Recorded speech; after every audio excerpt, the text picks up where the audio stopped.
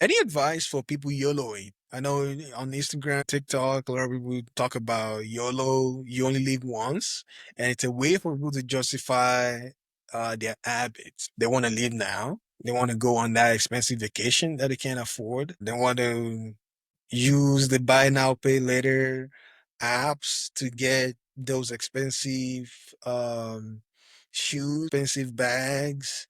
And they're saying, hey, you only live once, right? And I don't know if I'm going to live to 80. So what's the point of saving? What's the point of investing?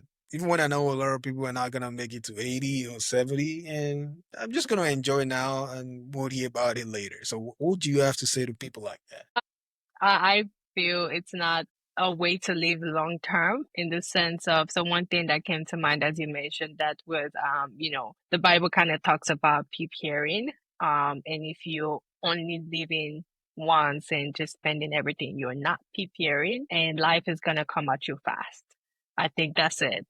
You live once, yes, you do. But like life only happens once and life is just gonna come at you fast. And how are you gonna handle that situation, right? That's how the living long, the feeling that comes with, going on that expensive vacation of peace and everything. Well, it's not gonna last you a long time when life comes, right? The peace that you have is gonna turn to worry and stress, and that can actually you a lot faster, right? Than, whatever you did before. So that would be what I would say is, yes, you only live one, but life will come at you faster.